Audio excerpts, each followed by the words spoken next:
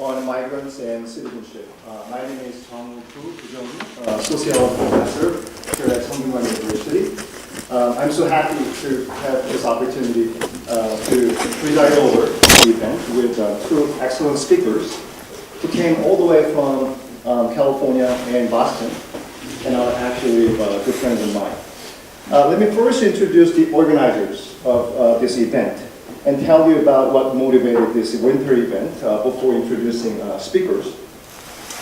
This event is organized by Hypergamy Sociology Department BK21 Plus research team, as well as Hypergamy Center for Human Rights and Development. Hypergamy Sociology Department has received funding from National Research Foundation of Korea for the last 3 years, and this funding has allowed us to promote and strengthen a great program. Hypergamy Center for Human Rights and Development is a research institute within this university aiming at promoting research and education on human rights. The other co-organizer is SSK Human Rights Forum, which is an inter-university consortium engaged in multi-year research projects on human rights. I'm seeing many members of SSK Human Rights Forum, both faculty and graduate students, and I myself is a member of the forum, and I'm so proud of it. Three of these organizers banded together to organize this workshop, which we thought will be attended by researchers and graduate students who want to keep on working and studying, even during a long 2 months of winter break.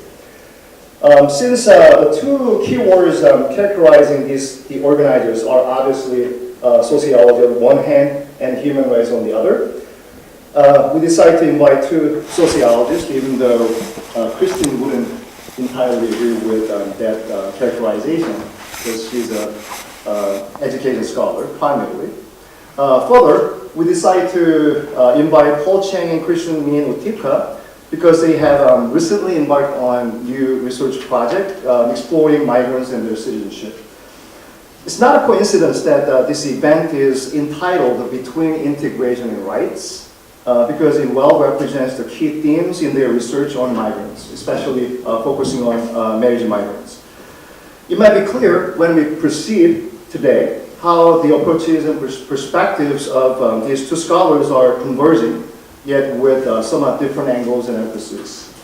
Now let me introduce each of the speakers. The first speaker, Paul Y. Chang, is an associate professor of sociology at Harvard University.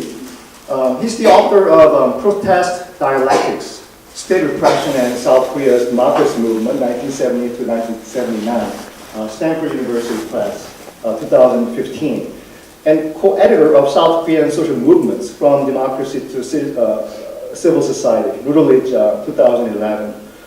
Paul Chang's research on social movement and collective action has appeared in several prominent journals, including Social Forces, Mobilization, Social Science Research, and the Journal of Korean Studies. Interestingly, his recent project is exploring the emergence of non-traditional family structures in South Korea, such as single-parent households, single-person households, and multicultural families, including marriage migrants, which will be the focus of Paul Chang's talk for today. The second speaker, Christine Wotipka. She's so proud of using her maiden name, mother name, right? Mother's maiden name. Mother's maiden name, yeah, that's the middle name. Christine Wotipka is Associate Professor of Education and by courtesy Sociology, and Director of the Master's Program in International Comparative Education and International Education Policy Analysis at the Stanford Graduate School of Education. She served as the Director of the Program in Feminist Gender and Sexuality Studies at Stanford. Christine Wotipka's research centers around two main themes, using extensively post-national and longitudinal analysis. The first theme relates to gender and higher education. And the second theme concerns citizenship and education. She's one of the most active members who have advocated a new institutionalist approach, which is a prominent research program in social science and management. Due to the quality and relevance of her research, her works have been cited 337 times, according to Google Scholar, for the last 15 years. I was so diligent enough to count, actually, more than 900 citations. Again, professors Chang and Wotipka will address some important but difficult sociological issues relating to integration and citizenship of marriage migrants. Each speaker will give about half an hour presentation, and then will be followed by about 10 minutes of formal discussion by Professor Choi Sung-soo, sociology professor who recently joined the department, working on education and inequality issues. And about half an hour floor discussion toward the end. This is what I have in mind in terms of the format of the workshop. Now please give our speakers a big round of applause. Do I have to use the mic? Do I have to use the mic? Yeah, sure, you should. I don't. What do I do with this? I'm not going to use the mic. Please. Also, it needs to be recorded. yeah, choose that. Also, can I stand here because I need to look at my own slides, so I'm going to stand right here so I can look at the slides. So I wanted to thank Professor Koo Jung-woo for inviting me, and also to apologize to our discussant, Professor Che. This paper is only half written. So we turned in a paper that's only half done, so we apologize for that. But I think it's a good opportunity because it's only half written to get your feedback as we're trying to finish up the paper. This is a paper I'm writing with Professor Harris Kim, who's sitting right back here. So if there's any mistakes in the paper, that's his fault, not mine. And if you have any methodological questions, the questions, maybe he can help out with the questions at the end. I don't think I have to convince anybody in the room, anybody who's been paying attention even half-heartedly in Korea, that there's a demographic revolution that's happening right now. And I think that's the appropriate word, revolution, because I think it's such a fundamental shift in what's happening with Korean society. And the demographic revolution is manifest or reflected in population change with the aging society, in marriage patterns with the increase in the first age of marriage, in family formation and childbirth, and the dramatically declining fertility rates. The transformation of the household structure from extended families to nuclear families, and now we get a diversified family form. And I think significantly the rise of single-person households, and today's topic, international marriages. I know that there are a lot of scholars who study this stuff individually, but I think it's important before we start to remember that these are related phenomena. And in fact, my earlier work, as Professor Koo mentioned, was in 1970s dictatorship. And it might seem like studying the family is a very new thing, but in my mind, at least, I don't know if it makes sense to you guys, but in my mind, they're very related because I think the economic policies of the 1960s and 70s and the educational policies and also political revolution in 1987, fundamentally, what we're seeing today in 2017 or 18 is a latent or a lagged effect, a consequence of the economic policies that were in place in the 60s and 70s. And so that's part of the larger argument. The paper that I'm doing with Professor Harris Kim is a much more narrow topic, but in terms of the larger project, it's trying to look at, it's trying to explain historically the economic and the political structures that led to new family formation. Park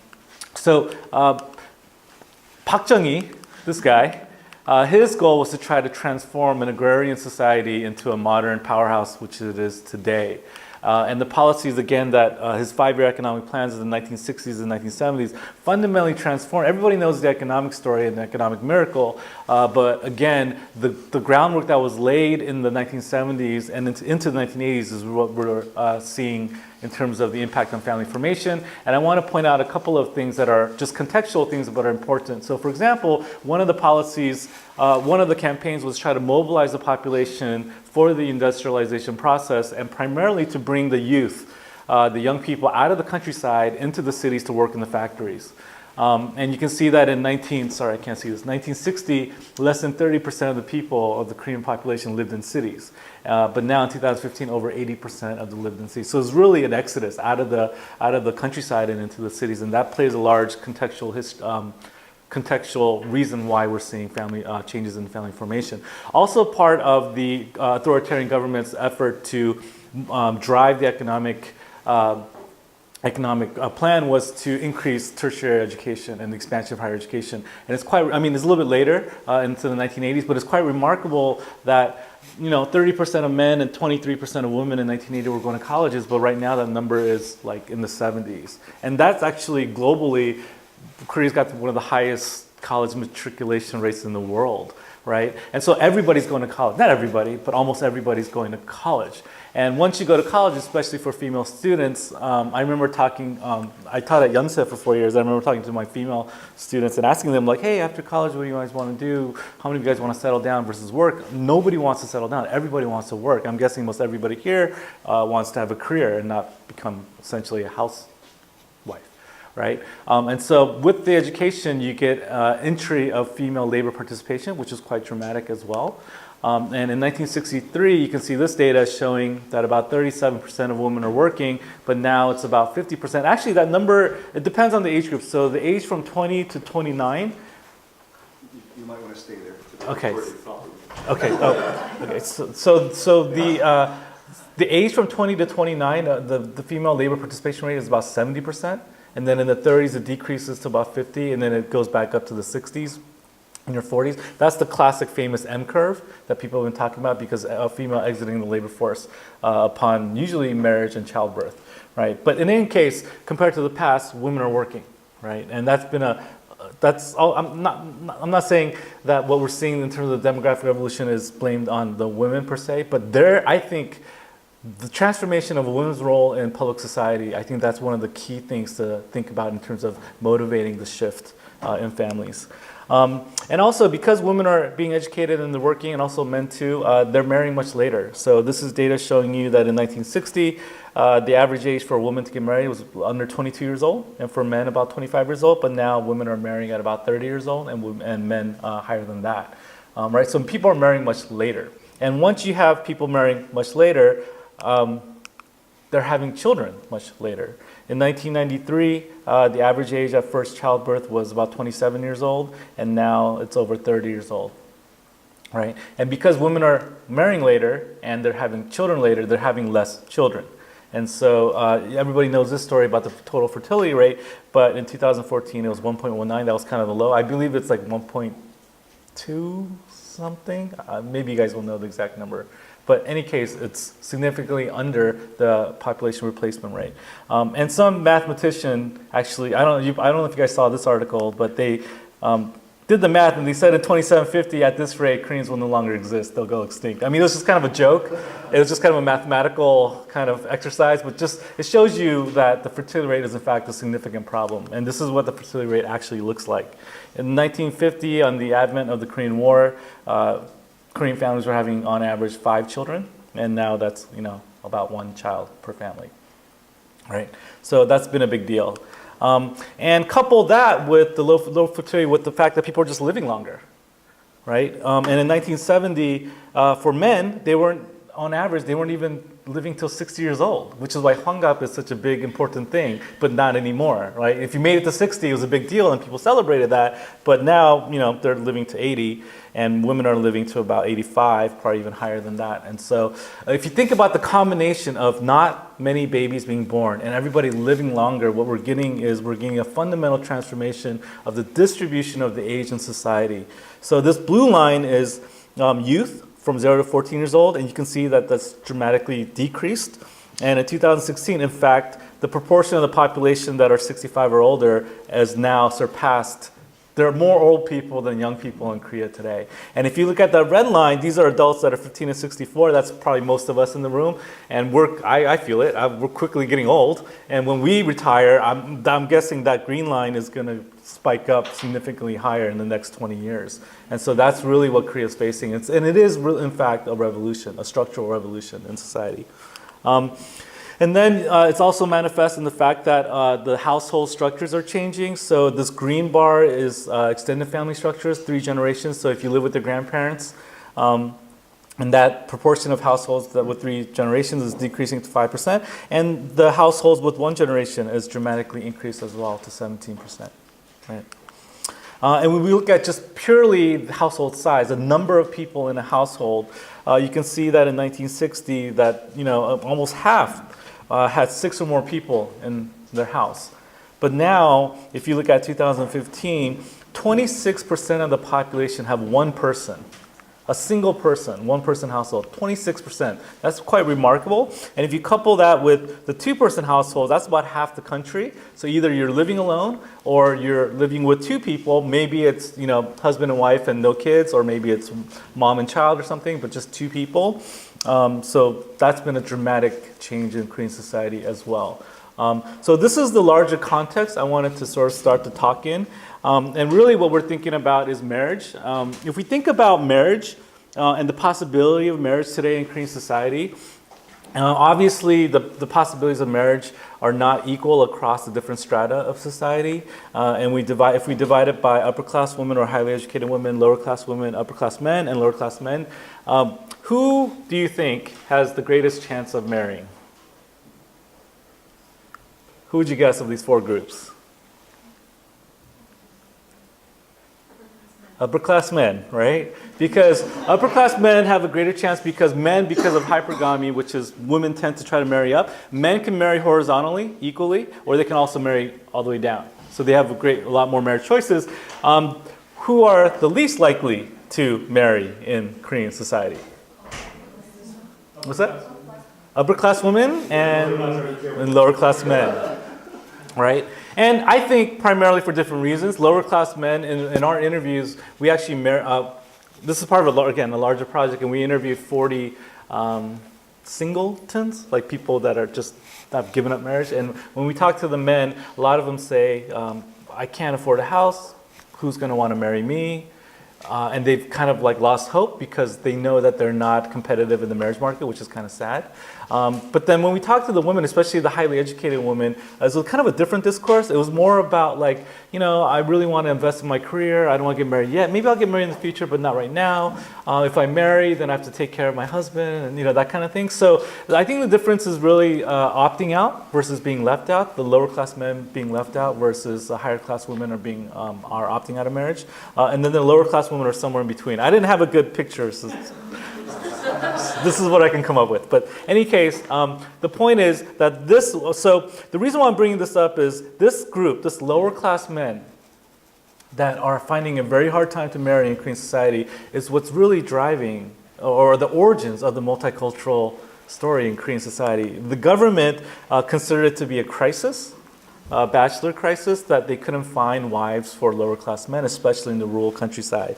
And in fact, in the 1980s, there were programs that were trying to make Korean women living in the cities with rural men in the rural areas, the men in the rural areas. And groups like the YWCA or local government agencies like the Federation of Agricultural Cooperatives had try to set these 2 couples up or 2 groups of people up. That was very unsuccessful, primarily because the Korean women living in the cities didn't want to marry the men living on the farms, right? So that didn't really work out, and that quickly dissipated. In the 1990s, the Korean government started to look outside of the peninsula to try to find wives. And they started sponsoring marriage tours primarily to Northeast China and primarily to the Joseonjuk community up there. And the rationale there was that they were co-ethnics, they were Korean people, and so there's going to be a lot of overlap in culture and language, at least shared similarities. And if you marry a Joseonjuk woman, then she'll understand Korean culture enough to more quickly assimilate into Korean society. That sort of dried out. That pool of women dried out. Not completely, obviously, but it became a lot less popular, partly because of sensational cases of fake marriages where Joseonjuk women were marrying Korean men to try to access the labor force. Now, it's unclear whether this is actually true or not, but the newspapers made a big deal out of it. And then there was a shift in the 2000s to try to diversify the marriage pool, and they started looking at women in Southeast Asia. And so this really diversifies the marriage pool, and also this was the sort of the heyday of the private brokers. And it's interesting because in the 1990s, the whole rationale for the Joseonjuk was that they're co-ethnics. And now the whole rationale is multicultural. So it's like the government completely went 180 degrees in terms of justifying this, it's not a policy, but more like a campaign. And I think Karen Freeman is an anthropologist who wrote a book about the Joseonjuk women marrying Korean men in the 1990s. And she had this really great line in her book where she argues that the motivation of the Korean government was to rehabilitate unwed, underprivileged men, and by extension, the patriarchal family as a basis of the nation's social order. Right? So it's really a fundamental way to keep the family intact because the family itself is the cornerstone of Korean society. And if you have too many men that are not being able to marry, not having children, there's a fundamental problem for Korea itself. Right? Yeah. Quick question: Do you see any evidence at all of the like female PhD marrying like the Starbucks barista, like the aspiring musician, kind of like upper class women marrying Right. lower class men? Yeah, no. Logically, if these are the two groups, upper class women and the lower class men that are not being they're not being competitive in the labor market or in the marriage market, you would think that one solution is to marry each other. But my understanding is, I don't have the data, but my gut feeling is they don't. They don't, for many reasons. Because most of the Korean women that we talked to that were highly educated that chose not to marry, and if you ask them, they'll say things like, the goal is not to marry, the goal is to marry someone good, someone I like, right? And if I can't find someone I like, I just won't marry at all. So they'd rather choose them. So I think that's something new in terms of values, where in the past, marriage itself, that was just like taken for granted, but now that there is an option to not marry at all, so I think that is a new option. One is seen as a crisis, and the other one is like unmarried lower class men is a problem, but unmarried upper class women is not. Yeah, but at the same time, when you talk to upper class women, they'll tell you they want to marry. Most of the ones that we interviewed, they'll tell you like, yeah, we want to marry, but I want to invest in my career. I'm trying to work hard, and I want to marry if I find someone really, really good, like if I find my match. And they don't really mean in terms of necessarily 조건, like specs and money and things like that. But most of them are having a hard time, and maybe that partly has to do with that they're not thinking about marrying down. That doesn't happen. And it's interesting because in America, this is a totally tangential thing, but in America, I remember reading a study where they analyzed data from a dating site, and it was basically who's the most popular ethnic groups, male and female. And the most popular were like white males and et cetera. Asian women are really popular on the dating sites. The least popular are black women and Asian men, right? And you would think then, what's the solution? Well, Asian women should date black women, right? Asian men should date, sort of like they're the two left out. But that doesn't happen. If you know sociology, you know Peter Bierman's article about adolescent sexual relationships and the trends. So again, I'm totally going off tangent, but if you have two couples and A and B dated and they break up, and then C and D dated and they break up, and A and C get together, B and D will never hook up because they're the leftovers. You know what I mean? Like there's this culture, and this is actually one of Peter Bierman's favorite it's one of the most influential articles about dating patterns. And in the larger, I don't know if this is what he meant, but it seems like in the American dating scene, it's basically black women and Asian men they don't seem to be a match. And in the Korean case, maybe upper class women and lower class men for other reasons, obviously, than that. But just pointing that out. So this is what the international marriage rates look like. In 2005, it peaked at 13.6%. This is the latest data I can find. And then it plateaued in the 2000s at about 10%. And actually, in recent years, it's going down. I'm not exactly sure why. I haven't really thought through it. If you know why, I would love to hear your ideas about why you think it's actually going down. It's possible that, maybe Koreans are marrying more Koreans. It's possible that maybe overall people are not marrying at all. It's unclear why. Actually, this is proportion, so that wouldn't be the case, but it's unclear. But anyway, it's pretty high. Even if it's at 8%, even 8% of all marriages are international marriages, that's remarkable. For a country that, I was going to say pretend, but the country, that's probably the wrong word, a country that believed in 단일민족.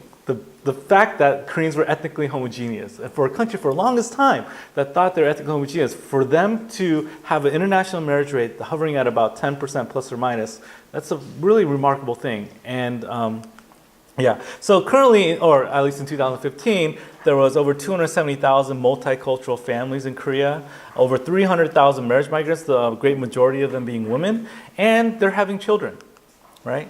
So I haven't looked at this, but one thing I really want to look at is I'm curious whether the average number of children in multicultural families is higher than the average number of children in Korean families, because that would mean that over time, proportionally, that they're going to gain ground. I think that's something interesting to keep in mind. But yeah, they're having children, and the implications of this are remarkable for Korean identity, Korean politics. What do you do about unification? I know that today there was North-South Korean talks. What do you do about unification when even the government policy of unification policy is predicated upon the same ethnic group with the North, when South Korea's ethnicity or ethnic composition is changing, right? So there are a lot of implications about this. These biracial children, men, boys going to the army, Korean army. I mean, think about what does that mean? So that's something to keep in mind, or keep, I guess, track of for the future. So this is happening in the larger context of quote-unquote multicultural Korea. So in 2016, there's about 2 million foreign residents, probably more than that if you count the undocumented foreign residents, and that's about 4% of the population. So it's not insignificant, it's quite large. This includes the migrant workers, the corporate folks, the Canadian English Hagwon teachers, and everybody together, right? But it's quite remarkable, right, that Korea, and this is dramatic. I remember I was just updating these slides this morning, and even 2 years ago when I had the previous slides, already it was like 20,000 more. Just updating the slides this morning, I was like, wow, it's just seeing how quickly these numbers are growing.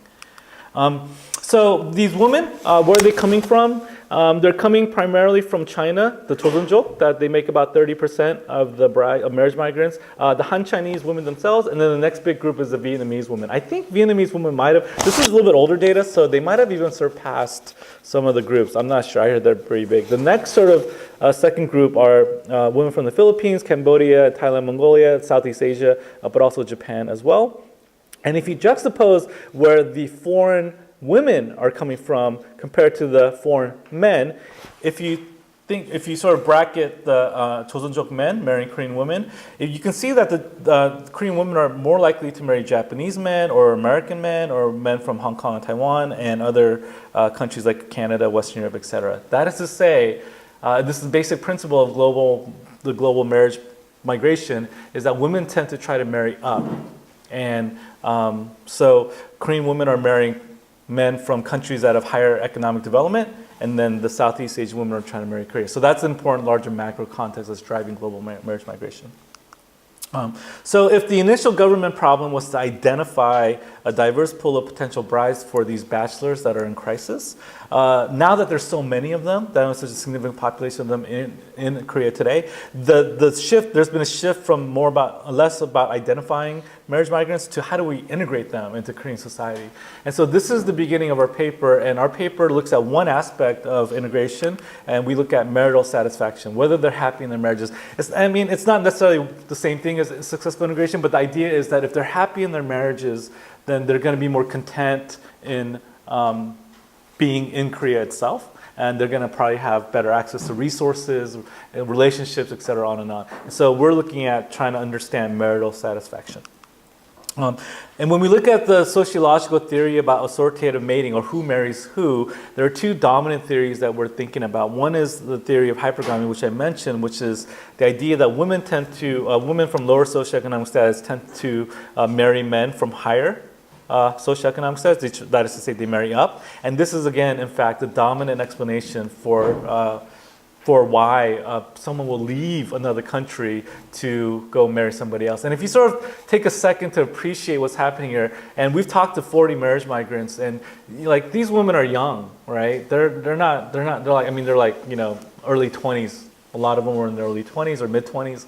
And they saw if I asked them, how many times did you see your husband before you decided to marry? They're like, 3 times.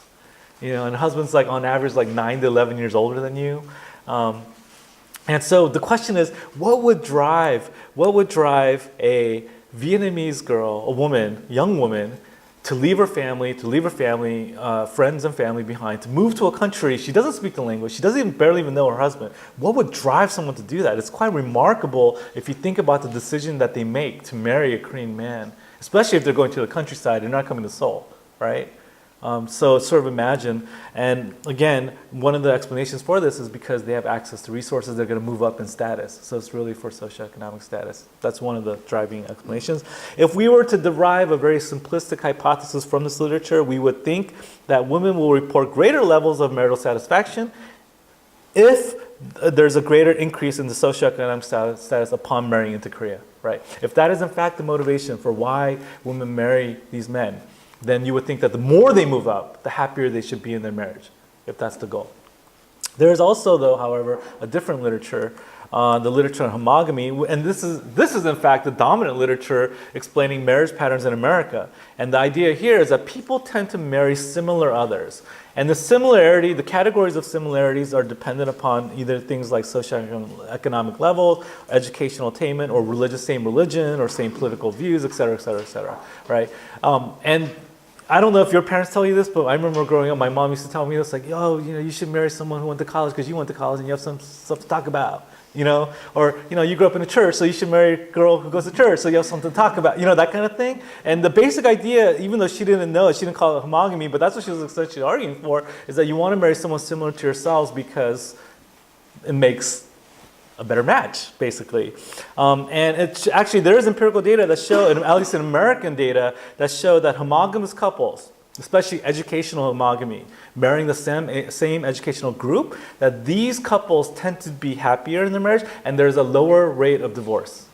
So there are actual implications for this, right? And so again, if we were to derive a fairly simplistic hypothesis from this literature, we would actually hypothesize the opposite, that women will report greater levels of marital satisfaction with a smaller change in socioeconomic status upon marrying to Korea, because they're going to marry someone more equal. So these are actually our competing hypotheses derived from two different literatures explaining marriage migration to Korea.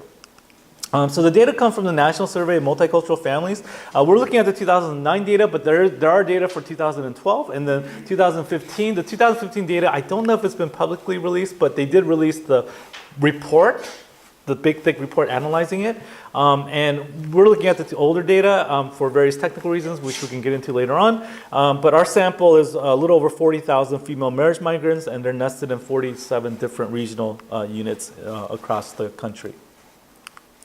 Our dependent variable in our quantitative analysis is marital satisfaction, and they asked you 결혼 만족, right? And very satisfied, satisfied, neutral, dissatisfied, very dissatisfied, and we collapsed them into created a dummy binary variable to either you're very satisfied and satisfied or you're not, right? So you're happy in your marriage or you're not, and that's our dependent variable.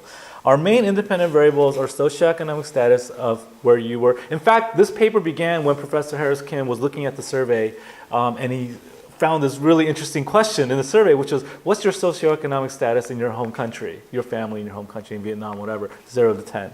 And then the very next question was, what's your socioeconomic status in Korea? Now that you're married. And you look at this question, and I think Professor Harris Kim was really excited that, hey, you can just see directly if they moved up or not by simply subtracting them, right? These are not objective indicators. We can talk about that later on. These are subjective indicators of where they feel like their socioeconomic status is. But if you're at level 10 in Vietnam and now you're 0 in Korea because you married a poor farmer, then you move down, you can go down negative 10, right? Or if you were 0 in Vietnam but now you're 10 in Korea, then you can go positive 10. Or if you're 5 and 5, then you're 0, right? So you can actually just subtract the numbers and get a measure of change in socioeconomic status. And so we thought so again, this is where the paper began with this question. And then we wanted to see if total difference to try to test the homogamy argument, whether it just change up or down, whether it's up or down, just gap, the larger gap. And so we took the status change variable and then we just basically squared the term to get overall change. And then because it's a squared term, it ranges from 0 to 100. Right? This just shows you how far you are from your husband. Or technically, your family was in Vietnam or where you were coming from and your family now in Korea. Right? Okay, so those are our main independent variables. So if we look at status change, this variable here, right here, it's remarkable that when we saw the descriptive statistics, the descriptive analysis, the first thing that was completely shocking was over 45% of women report that they didn't change at all. There was no change. Like if there were 7 in Cambodia, there's 7 in Korea. If there were 2 in Vietnam, there are 2 in Korea, et cetera, right? There's just no change. And that's like almost half the population. Again, the sample size is 40,000 women, over 40,000 women. So this is a lot. This is a pretty big sample, right? And then the second really surprising thing was a lot of women actually report they moved down. It's like, what the hell, right? So you can see that, this is people who went down 1 step, so maybe 10 and 9 or 6 and 5 or whatever it is, or down -2, -3, etc. If we were to collapse the left and the right, so moving down or moving up, this is what it actually looks like, right? So about 45% stayed the same from where they're coming from, but almost 35% of the women report that they moved down in socioeconomic status. That's remarkable. That means if you combine those two, 35 and 45, that's about 80% of the women. 80% of the women either didn't change their socioeconomic status or went down. So that's the conundrum. That's the empirical problem. That's the empirical question. What the heck is going on? Why would a younger Vietnamese woman leave their family and friends to go marry if they're not getting some gain, as according to what the theories tell us, right? And so only about 20% say they moved up. And so that's really the empirical question that we had. So we, in a quantitative analysis, we have a lot of control variables, including age, health, number of children, et cetera, et cetera. I'm not going to really go into it. And then we also have social capital variables, your networks, who you're connected to, including relatives, your neighbors, and the total network size. And then also we have neighborhood variables, whether there's a high level of subjective well-being or there's a high level of discrimination in your neighborhood context or civic engagement. And so these are our other control variables. So the paper, currently anyway, is a mixed methods paper where we do a quantitative analysis and then based on the quantitative analysis try to understand what the heck is going on by doing some interviews. And we did 40 interviews with marriage migrants. And I will give you a little bit, this is where I'm so sorry to Professor Che, but like I just had basically a couple of notes about what we're thinking about the qualitative data, but we really didn't get to explain that, so I apologize for that. But I'm really open to hear what you guys think about what's really going on here. So this is what the results look like. I'm not going to go into the technical stuff, but basically these are the things that make you happier in your marriage. If you're healthier, you're happier. If you have higher income, you're happier. If marriage migrant speaks the Korean language better, they tend to be happier. The Korean Chinese, the Joseonjuk, and the Chinese tend to be happier than other marriage migrant groups. And then if you have a lot of interaction, social activities with your neighbors, and if you have large networks. So that makes perfect sense, right? These are the variables that make you less happy in your marriage. Children, which is kind of sad. But we have a 1-year-old. His Tordanji's next week, and I can kind of understand why it's so hard having a child and why that puts so much pressure on families. And babies are a joy, and you love your child. But in the Korean context, if you think about it, these women who have children have biracial children, and they're trying to assimilate these women and compete with the Korean children in this super hyper competitive environment. And as you can imagine, the kind of the 학부모 stress that Korean women face, you can amplify that by X amount if you're a marriage migrant, right? So, and this is another sad variable, but residency. The longer you've lived in Korea, the less happy you are in your marriage. And so I don't know if that means that initially when you marry, you have a lot of ideals and you're hopeful and it's kind of the honeymoon period and you're like, wow, my husband's great. And yeah, he's a little old and bald, but who cares? He's great. I love him, And then later on you realize he's not that guy. And so I'm not really happy in my marriage. Or it's something to do with societal experiences. Like the longer they've been in Korea, the more they realize that there's a lot of discrimination or unfair chances or something. But the point is, the longer you've been in Korea, the less happy you are. Vietnamese women tend to be less happier than other groups, which is a problem because they're a large, significant portion of the marriage migrants are Vietnamese women. And then also, women who work full-time as opposed to part-time tend to be less happy, partly because of the stress related to working. In terms of our main independent variables, so status change matters. So the more you move up, the happier you are in your marriage. Right? That makes perfect sense. But also, at the same time, even controlling for that, status gap is a negative variable, meaning that the greater the gap, the less happy you are in your marriage. And so I think we're starting to do some formal analysis of this, but basically what we think is happening is it's sort of an inverted U shape. So to some degree, you're happier in your marriage as you move up, but if the gap is so large, then maybe for whatever reason, you're less happy. Right, so I think that's something that we're kind of playing around with, thinking about that. So to conclude the quantitative results, so greater improvement in socioeconomic status leads to higher marital satisfaction, and this supports the hypergamy argument. But also at the same time, we find evidence that greater gap in socioeconomic status leads to less satisfaction in marriage, which supports indirectly the homogamy argument. So both are true at the same time. And so right now we're thinking of using the quantitative analysis to set this up as a problem, and then again using the qualitative interviews to try to understand why this is happening. And so again, this is not really thought through, but we have a couple of ideas. One is an insight from qualitative interviews is one thing I noticed when I was doing the interviews with the marriage migrants was that the way that they talk, if you analyze their discursive structure of the way that they talk about Korea and moving into Korea, they tend to confound a macro level of analysis and a micro level of analysis. And when they talk about moving up, what they're talking about is a nation state. And this is going to sound really obvious, but in my mind, it was kind of interesting. So when they talk about moving up, the level of analysis, the Univ analysis, the categorical analysis is essentially the nation state. So one Cambodian wife told me, for example, Korea, the country, is a modern country. It has a good bus system, subway system, and it's safe. This is infrastructure. That's why I wanted to live here. Right? She feels like it's a better country, right? This is a Vietnamese wife. She said that our family was respected. My father was a teacher, so we lived well back in Vietnam. But Vietnam, the country, is still developing, but Korea is a developed country. So when they talk about moving up, I notice that they're talking about it as a nation-state level. When they talk about moving down, they're talking about the Univ analysis changes discursively. The categorical analysis changes in their mind, the cognitive category. And they're talking about the individual situation. So the same Vietnamese wife, she said that, as I said, my father was a teacher in Vietnam, but now I personally, individually, I'm a foreign wife in Korea, and our Korean family is not rich, and I feel my level became lower. Right? So they're thinking about actually moving down, even though they know that they moved up in some contextual, larger macro context.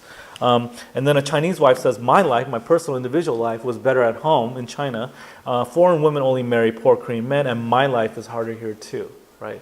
And so we've been noticing this pattern of how they talk about narratively about moving up or down, and so this is one thing we're interested in exploring in the interview data. The other thing, which is kind of indirectly related, is also the idea of how the macro and micro shifts, not so much about marital satisfaction, but in terms of our analysis. And we think about assimilation. There's a lot of critique that the Korean government is professing to be a multicultural society, when if you look at their policies, it's essentially assimilationist, right? And if you go to these multicultural support centers, essentially what these marriage migrants are learning is how to speak the Korean language, how to make kimchi, and how to interact with your in-laws, like Korean customs. So they want these marriage migrants, they don't want a Vietnamese wife. They want these Vietnamese wives to act like Korean wives, right? And so there's been a lot of critique about this policy and saying it's really assimilationist. But in our interviews, we also noticed something else, that there's also assimilation at the everyday level, which I thought was another fascinating part of this. And so, for example, we have one question where we ask them, do you teach your child your natal language, like Vietnamese or Chinese or something? And they say no. I'm like, why not? How come you don't teach your child do you want to teach your child your natal language? And say, yeah, I do. And I'm like, okay, then how come you don't? And their answer is, my husband doesn't think it's a good idea, or my mother-in-law doesn't think it's a good idea, because it's going to confuse the child, and the child has to learn Korean, etc. So in a weird way, there's a distancing of the child from the mom through this assimilation process at the micro level in the home itself. And some of the saddest things I heard was mothers telling me that my child doesn't like me or is upset with me because he gets bullied at school, and it's because of my blood that he gets bullied at school. So the kids know that it's because of the mom's blood that they're feeling or facing discrimination in Korean society, and they attribute to the mom. Obviously the worst, this makes perfect sense, but the worst case was a Japanese mother, and she told me that my 13-year-old Japanese daughter really is upset with me because all she learns in high school or middle school is basically anti-Japanese history. So, that's all she gets. And then she's like thinking about her mom. And so there's this really sort of distancing from the mother and child, which is another level of assimilation that's happening at the micro level. So I thought that was something interesting to look at as well. Ultimately, what we're trying to do is try to understand how it's possible that marriage migrants, at least subjectively, discursively in their minds, think about moving up or motivated to move up, which is why they marry into Korea at the same time. And yet, it seems like there's a lot of dissatisfaction, and they feel a lot of times, they feel like the great majority, or at least 35% of them anyway, they feel like they actually move down and try to understand that phenomena both empirically and also qualitatively. And this is something basically what we're thinking about, the possibility of moving up in terms of nation state, but also moving down within the societies they live in. Thank you.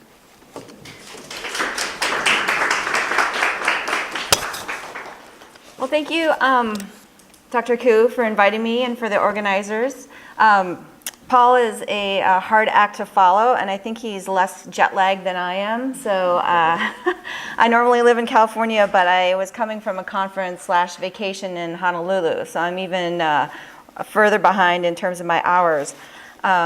So I do have my presentation and slides, and I do have notes written down. I'm going to try not to read everything because I know that's not how we usually do it in sociology, but I have backup notes in case I start to fall asleep and need to look at them. This topic is really very interesting, and hearing Paul talk about some of the results, I almost feel like a lot of the things, especially what you were saying at the end in terms of moving up versus down, sort of can relate to sort of my own experience growing up in a multiracial, multicultural family. I was saying how I wanted to emphasize the fact that my middle name is Min because I am half Korean, and that's my mother's maiden name. My parents celebrated their 50th wedding anniversary last summer. But it's been a challenge, and it was an interesting time growing up in Minnesota in the 70s and 80s when, assimilation was very much the norm and expected. And so I also, unfortunately, didn't grow up learning how to speak Korean. So I think actually some of the things that I experienced, and they experienced over 50 years of marriage, we still are witnessing to this day with the married women who are coming to Korea. So I'm going to go in a little bit more detail on what Paul was hinting at towards the end in terms of the simulation approaches that are taken by the Korean government to address the needs of married immigrant women who come to Korea. And I really appreciate the fact that you're all here, given that it's winter break, and I can see the snowflakes starting to fly around already. It's just a nice chance to share some research that I've been doing with my co-author, Sungyoung Bae, who is a graduate of the program that I direct back at Stanford, and she now works for the National Institute of International Education in the Ministry of Education here in Seoul.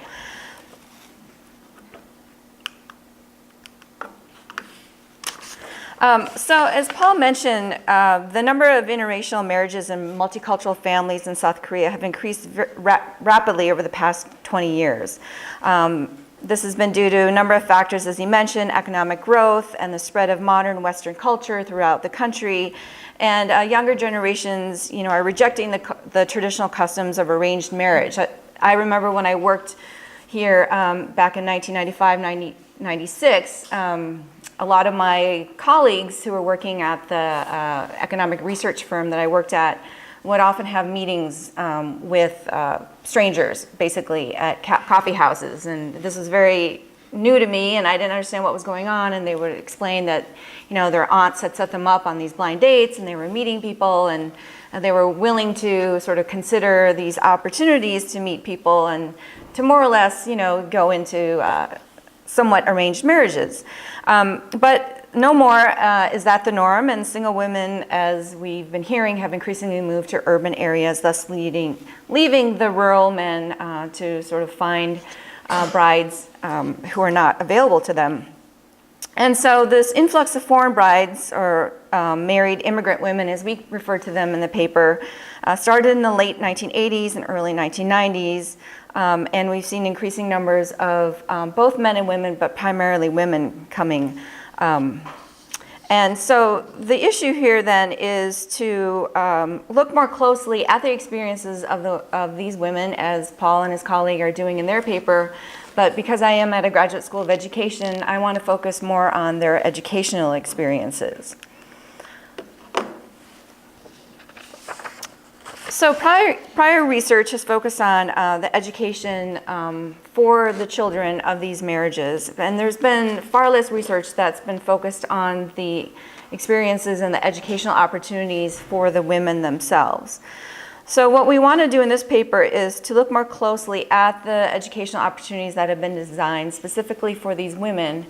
And as Paul alluded to, there's this idea that the approach taken by a lot of the opportunities available to the women really are trying to create the perfect Korean wife out of these women. And so we use a two-pronged approach. One is the Durkheim socialization theory to think about whether or not the approach is one of simply cultural assimilation, or from Kimlicka's idea of minority rights, is there any possibility for these educational programs to allow for cultural rights recognition? So the idea that as individuals who come from different cultures, they have a right to maintain their culture and even to share it with their own children and families. So the argument that we say is that it's important to look more closely at these programs and to try to improve them and to make them better, as Paul showed in his slides, and it's just really interesting to see how well these two papers fit together. You know, a lot of the marital satisfaction and overall life satisfaction that these women have really relates to the degree to which they're integrated into society. But is there a way to do it so that they don't lose sort of who they are, sort of the way that my mother had to when she came to the United States over 50 years ago? So we have similar data, and I'll go through this very quickly. One of the projects that the Korean government used was called Helping Rural Single Men Get Married. So very sort of blatant, where we want these men to get married. And so we saw the rise of these interracial marriages in the countries that we saw earlier in Paul's talk. From 1995 to 2005, the number of female immigrants increased by 150%, while the number of male immigrants increased by about 44%. And at least in the data that I have here, it looks like the trends are only going to increase, or have only been increasing over time. And I wonder if maybe some of the declines that Paul was seeing in the data that he had maybe was due to the strength of some of the economies in some of these countries. Maybe things are better in some of these Southeast Asian countries, and so women are not having to look elsewhere for marriage opportunities. Looking more closely at the data of who these women are who come to Korea, in 2012, there was a nationwide multicultural family life survey that was conducted and published by the South Korean Women's Development Institute, which is part of the Ministry of Gender Equality and Family.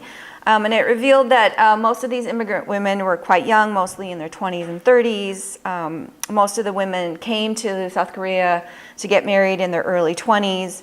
And in terms of their educational levels, we saw on Paul's slide just the enormous increase in the amount of education that native-born Korean men and women, but especially women. I don't know if you noticed the higher education slide, but it was really interesting to see where those two lines crossed and how now in his slide it showed that women are getting even more higher education than men are in Korea and have been for, I think, about 15, 20 years. So compared to native-born Korean women, these women have far less education. About 25% of them have no more than a middle school education, and around 45% have only finished secondary education. And there's some evidence that shows that the women who are coming to Korea these days, their level of education is even lower.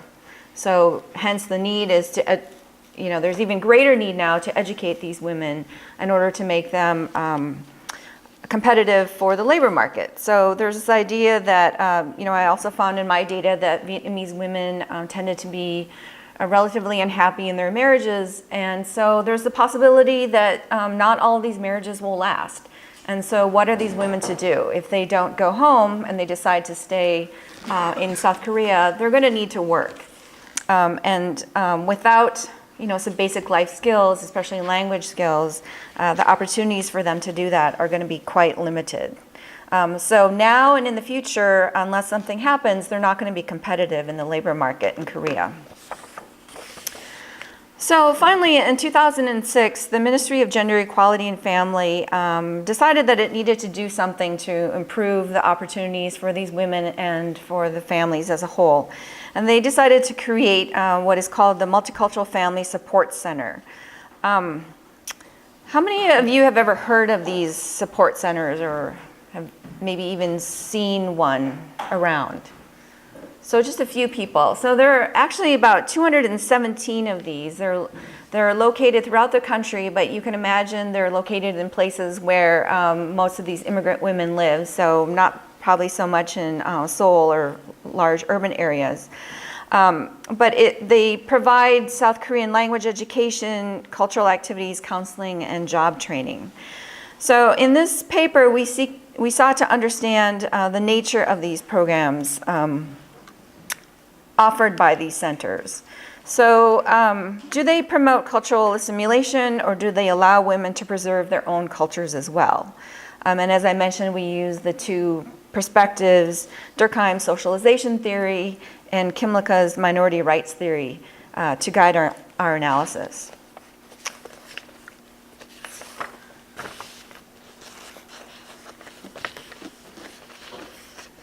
Okay.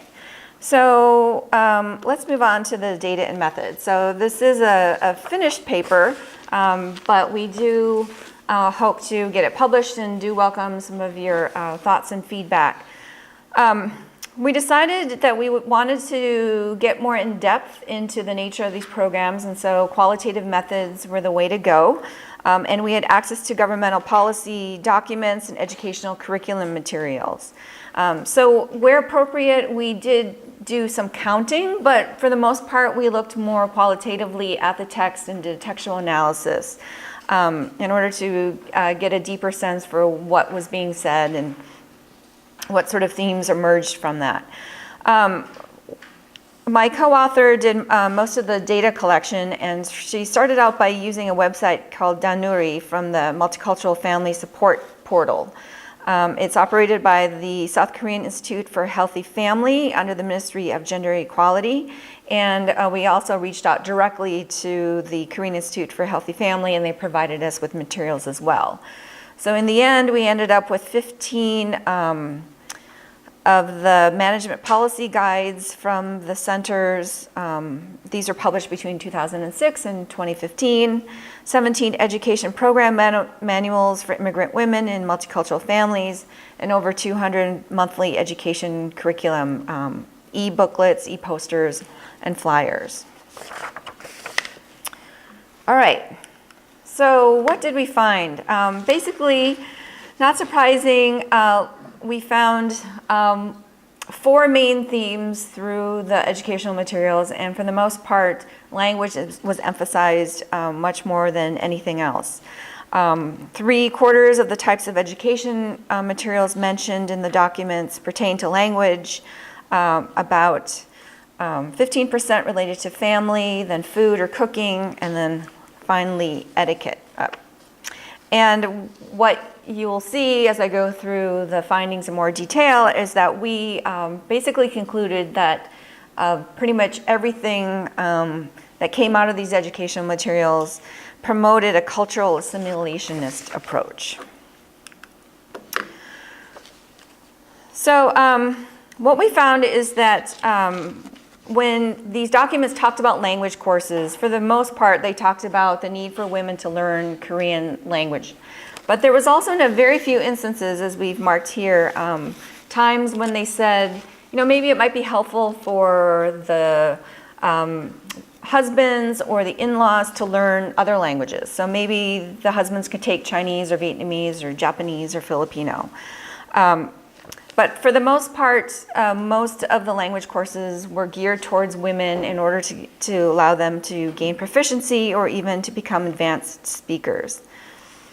So, you know, on one hand, we consider this to be justifiable assimilation, right? So it goes without saying that it's critically important that any new immigrant to a country learn the language in order to become part of a member of that society. So that's just very basic.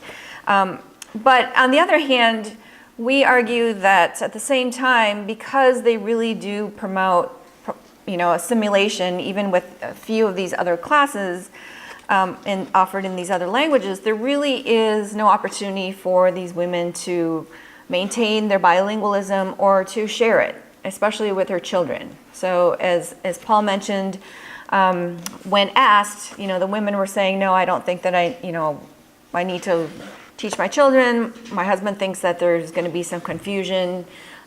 I referred to my, own experience, not growing up bilingual, not having learned Korean because my father didn't know it, right? So in these, these couples, when you think of it, a Vietnamese woman marrying a Korean man, she's speaking Vietnamese to the child, and the Korean man might say, look, I can't understand what you're saying.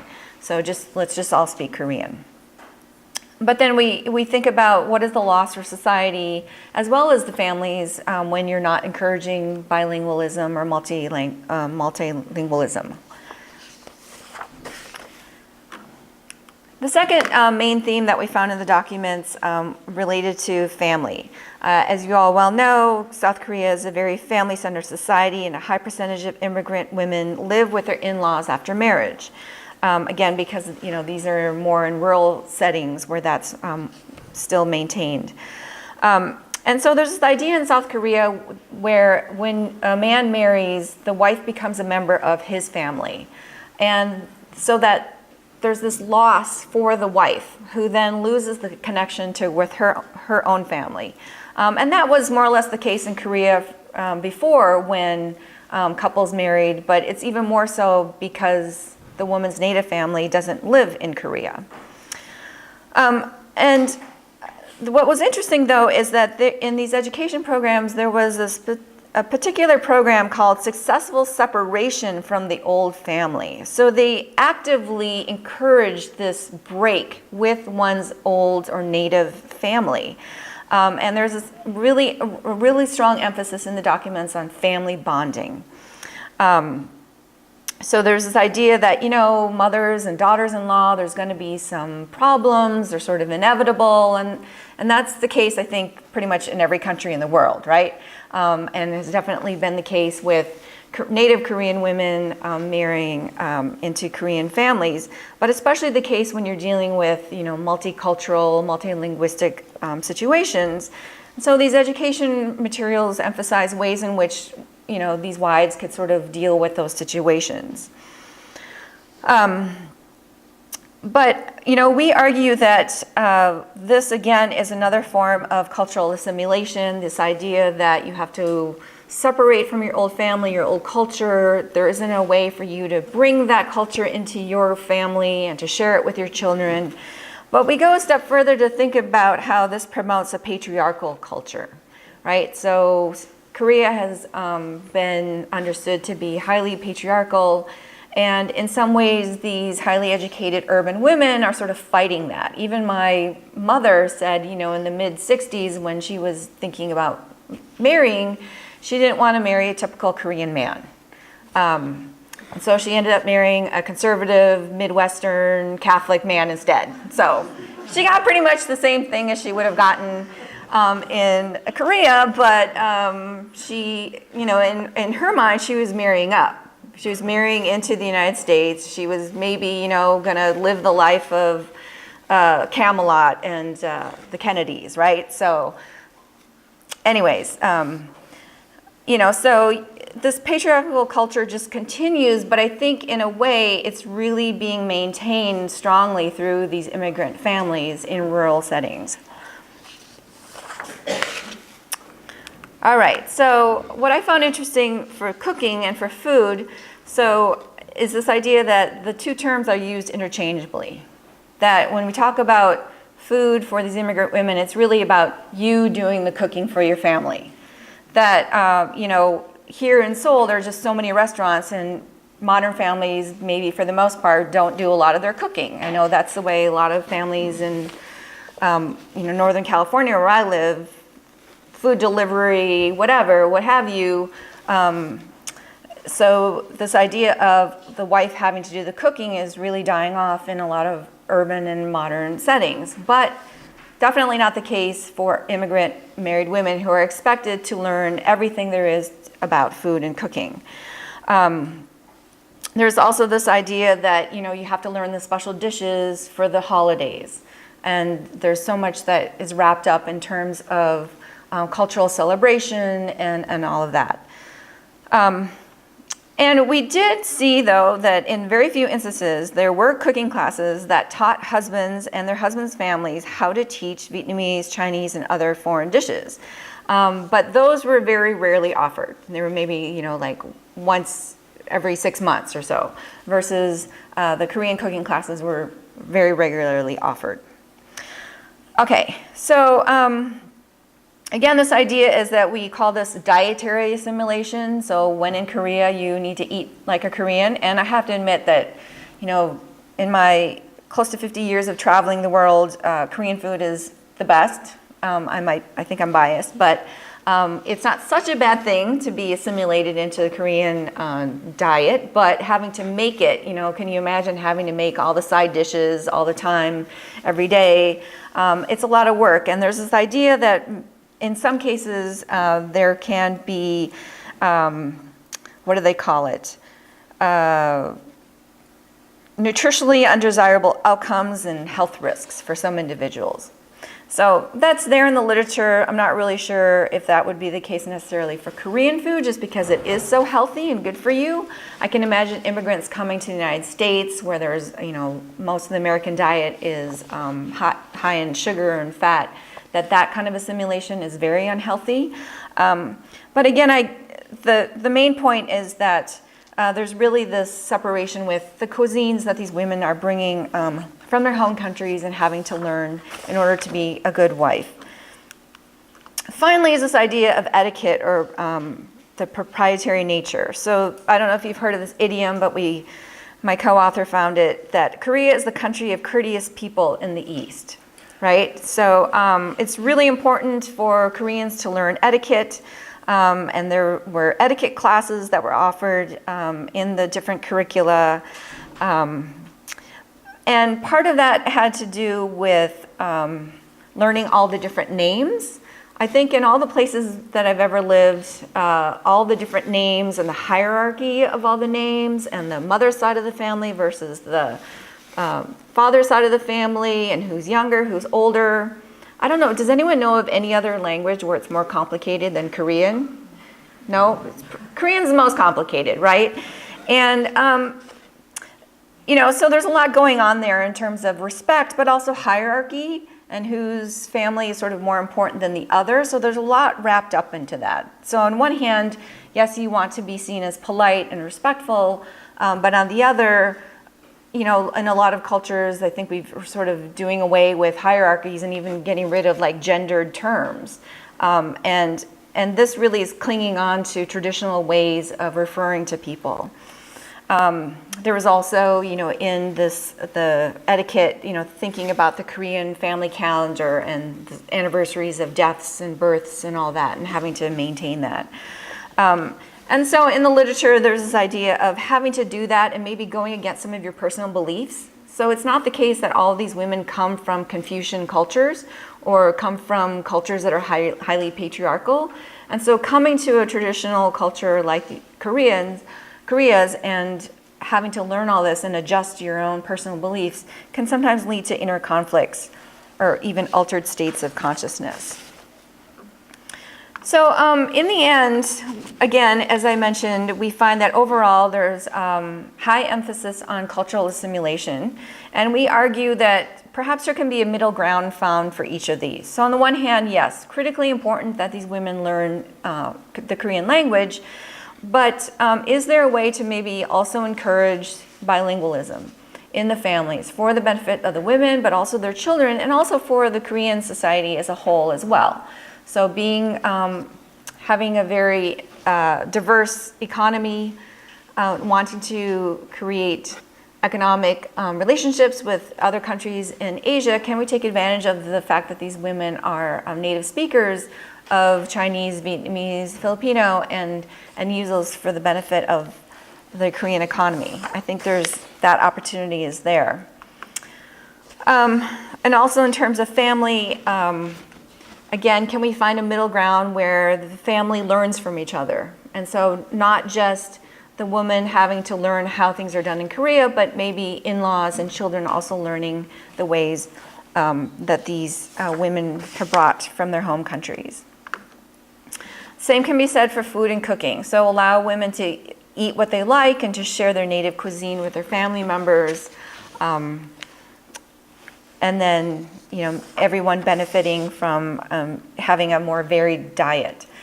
And then finally, in terms of etiquette, finding some compromise so that women don't feel that they have to give up their personal beliefs. So maybe for just like key individuals using certain terms, but not for every single family member.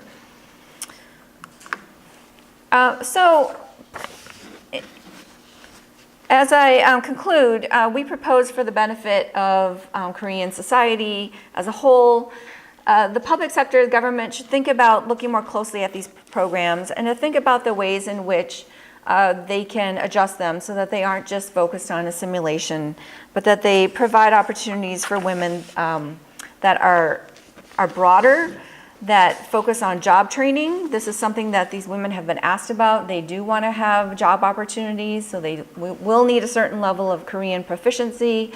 But again, can we take advantage of the fact that they speak other languages? And I think I will leave it there. In the end, multiculturalism is here to stay in Korea, whether or not the numbers of women are going up or even if they're declining, their children are here. And there are opportunities to create better programs that will, give their mothers opportunities that will help them become Korean citizens at the same time, not giving up the things that make them unique individuals that can make Korea a more diverse and interesting place. So I look forward to your comments and questions. Thank you very much for the great talks on very interesting topics. I really enjoyed the talk as you actually papers here really thought-provoking and really helpful for me to broaden my interest. I'm a sociologist studying social stratification and mobility in social demography, mostly focusing on the kind of national context.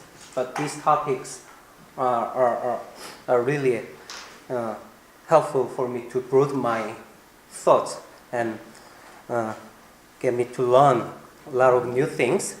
So both papers explore their own themes deeply, but at the same time they are tackling some common issues that are well represented by the title of today's event, Integration and Rights. They seem to be marriage, immigration, and social rights. As a sociologist studying social stratification in socioeconomic status, I believe these three concepts capture important aspects of how individuals attain and maintain their social status and how their attained social-economic statuses affect their well-being.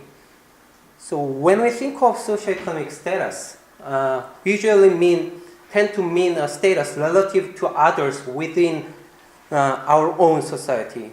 So using this national reference is still valid because even in the present era of globalization, the absolute majority of individuals live in countries where they are born, mostly till they die. This nation-state structure of globe inevitably yields one critical but frequently overlooked aspect of inequality. Our well-being is mostly determined by in which country we are born and in which country we live, rather than to which parents or family you are born within a society. So, unfortunately, we didn't and couldn't choose our countries. So our membership of country, in other words, our citizenship is purely a result of luck in this sense, you can say. But the premium of such luck is huge, probably bigger than anything that contributes to our status and well-being. So economist Branko Milanovic calls this premium citizenship rent. Citizenship itself is probably a fair product in a sense that it is determined by by pure random process, free from any selection or self-selection. Therefore, in a sense that everyone has equal chance to be born in any country. However, the consequence of citizenship or citizenship rent is not a consequence of such a fair or random process. It is a social construct that is institutionalized within and across countries. Even when we believe citizenship itself is not particularly unequal, I think having citizenship rent high, persistent, even unchangeable throughout individual's lifetime is unfair and hard to justify ethically, and itself produces inequality. And there are largely two solutions. The first one is to narrow the gaps in social and economic standard between countries through promoting social and economic development in poorer and less developed countries. And the second solution, and probably more tangible alternative, is migration. So if one can move from a country with relatively fewer economic and social resources to a country where he or she can realize her own potential and achieve better well-being due to rich social and economic resources and opportunities, that can be another effective way for individuals to overcome disadvantages associated with their citizenship. The three concepts, migration, marriage, and rights, make core concepts to understand this story. First, I just said migration is a reasonable way to overcome huge global inequality driven by citizenship structure. Second, and marriage is a major route for the attainment of socio-economic status, either within a society or across borders of societies. Beyond the instrument for individual statuses, marriage itself also is the event that generates a family, which is an essential unit of our socio-economic status and generational mobility. Therefore, marriage has also generational consequences, such as the future children's well-being and success. In this sense, marriage migration has kind of double importance. Lastly, I think reducing one's life chances and well-being to her own country may severely limit her own rights to develop her own potential fully, achieve what she can do without social, cultural, economic constraints, and attain respectable social status and enjoy well-being. In this vein, I think in Korea, actually in any other countries, we should have an ethical or moral standard of human rights when we consider marriage immigration as a social phenomenon or as a policy object. Then let me move on to Professor Chang and Kim's paper. The study examines the return or the consequence of status change that comes with marriage migration. I think this paper addresses two very important points. First, the improvement of social status per se is not the same as the better life satisfaction or well-being. How large or small the benefit of upward mobility or status improvement is a social and policy construct. Therefore, how they are related to each other is a very important empirical question for us to better understand marriage immigrants, which now make a sizable proportion of the Korean population. Second, the paper shows that unlike usual marriage in a national context, marriage migration has one more dimension to be considered in terms of status attainment and mobility. First, status difference between spouses, and second, the status difference between origin country and the current country, Korea. The former captures status change due to marriage within a country, and the latter captures status change between countries. Of course, this is an analytical approach, and what marriage immigrants feel and evaluate about their life satisfaction may be a mixture of these two. I think it is a very promising story to disentangle these two aspects of status change in tension according to the different references marriage immigrant women use when they evaluate marriage satisfaction. One relative to her own status within the origin country, the other relative to status of her own country, her origin country, relative to Korea. The tension and conflict seem to matter a lot when we bring the concept of marriage immigrant women's rights. Migration as a change in citizenship from one country to another is undeniably an important part of marriage migration, but it is only part of the story. It is a marriage that bonds two individuals to form a family, and the change in status location within countries is also a very important part, especially psychologically. So ruling out these aspects, moving from a poorer country to a richer country does not guarantee immigrant women achieves success socially, economically, and culturally. And Professor Wotipka's paper analyzes and evaluates educational policies and programs for marriage of immigrant women in Korea, relying two major theoretical lenses: cultural assimilationist perspective and cultural rights perspective. Given more than 20 years of time since the multiculturalism project in Korea began first, I think it is a highly timely topic to assess what the Korean society has done and how things have been done. I think cultural assimilationist and cultural rights provide a useful tool to evaluate educational programs. They raise a core question about the baseline orientation of multiculturalism in Korea. So are we heading to true multicultural Korea, or is it just a rhetoric, as many of us just suspect? And actually the Korean society and government have been just doing an opposite. More importantly, should we do as we have done without changing the directions? This is probably not just a matter of immigration policies, but a more fundamental question about the general orientation of the Korean society. The finding is not surprising. Education policy and programs tend to be effort to help marriage immigrant women's smooth assimilation, adaptation culturally, rather than to help multicultural couple and families balance between two cultures, minimizing conflict and maximizing synergy.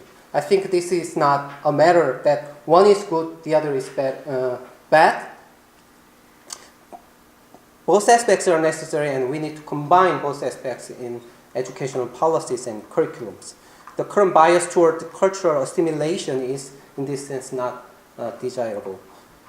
I also thought that the many of content highlighting cultural assimilation of marriage immigrant women are actually not different from what native young Korean women experience in their daily, everyday life. In this sense, I think the problem may not be the cultural assimilation approach or policies and programs. Rather, it may be the patriarchal feminism in Korea, which has been persistent but now facing serious challenge. The fact of marriage, many cases of marriage immigration through marriage brokers are the consequence of patriarchal feminism in rural areas. So as Professor Wotipka wrote in their manuscript, liberalism is the baseline of claiming cultural rights, but the Korean society is still struggling on its way to liberalism, given still strong influence of patriarchal feminism. So since the current social and demographic changes in Korea are severely challenging the validity of gendered feminism, I believe upcoming structural changes the society faces will enhance shifting in educational policies for marriage immigration women towards cultural rights approach. So now I'll bring two questions. As I just mentioned, in the social context of patriarchal feminism in Korea, women tend to undergo a double disadvantage of so married immigrant women tend to undergo a double disadvantage as a woman and as an immigrant. So how should policies and programs consider this multi-layered feature of the issue? Going further, would it be possible to build a solidarity between native Korean women and marriage immigrant women for overcoming barriers to realize their potential fully and entertain their social and cultural life? And the second question I would like to raise is, marriage immigrant women and their Korean partners have very different social and cultural demographic characteristics. I think they also widely differ by some unobserved characteristics such as life aspirations and motivations to marry, or self-concepts, etc. I wonder whether and how these differences affect marriage quality, well-being, and life satisfaction, marriage immigrants women's social and economic prospects over their life courses, and their children's development. We have a lot of episodic evidence on this issue, but systematic research evidence seems to be slim, probably due to data limitation. But I think the social and generational consequences of this structural mismatch in this very unique Korean context need to be addressed as another major important social issue. Thank you.